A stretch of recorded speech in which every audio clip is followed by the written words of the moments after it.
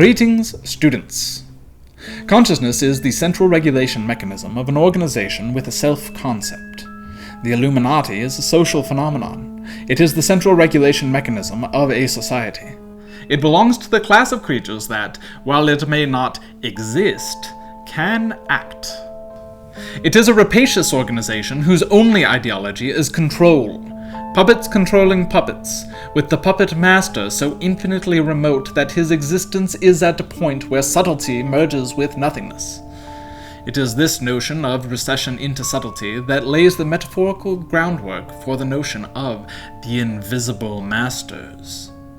The invisible masters are the lieutenants of the puppet master, and have begun to lose their specificity in space and time. Or perhaps begun to gain it.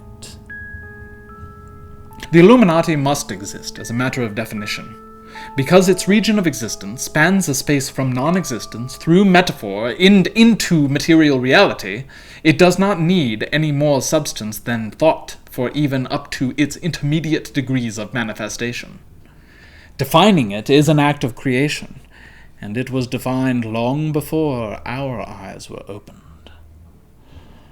Indoctrination into illuminated organizations, whether these be alchemical fraternities, mystical knighthoods, or arcane social clubs, has traditionally been the course of governors, priests, and the nobility. Again, I want to point out that membership does not imply power so much as submission. The more power one wields in this and many other walks of life, the more tightly one is controlled. As I stated in our last meeting, I believe this Chicago Signal Intrusion event to be a bit of a Rosetta Stone for a major conspiracy of the Illuminati. It was a misstep which communicated all to those of us who could see or smell. When one catches a whiff of conspiracy, you'll know it when you smell it, for it is the smell of sulfur. One is well advised to look around for pointers to the occult underground. These videos are positively drenched in them. First, I'd like to point out to you the uncanny amount of doubling and symmetry in these videos, phenomena which belie occult influence as a green sky does an oncoming tornado. The first video appeared on channel 9 at 9 o'clock, the second on channel 11 at 11 o'clock. Moreover, the sports anchor whose broadcast was interrupted was Dan Roan, who began his career there 11 years earlier and who conspicuously shares his name with a prominent British sports announcer, Dan Roan, whose career would begin 11 years later. The sports report interrupted pitted the NFC's best-performing team, the Bears, with an 8-2 record, against its worst, the Lions, with an inverse 2-8 record. Also significant here are the names of those teams, Lions and Bears.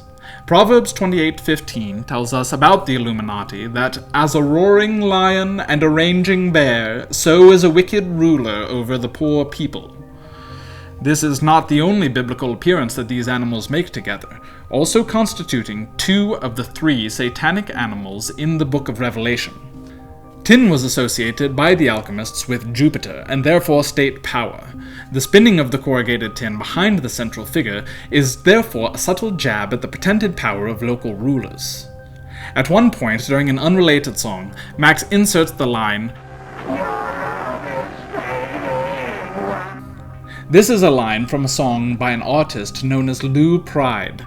It is an interesting stage name, particularly when one considers that pride is the deadly sin that in Bensfeld's 1589 classifications of demons is associated with Lucifer. At the time of the intrusion, Lou Pride was working on an album called Gone Bad for a Very Special Reason. One can only imagine what reason that might have been, but I will remind you, dear viewer, how the case of Robert Johnson taught us that blues is one of the musical forms taught by the devil in exchange for one's soul. A very special reason indeed.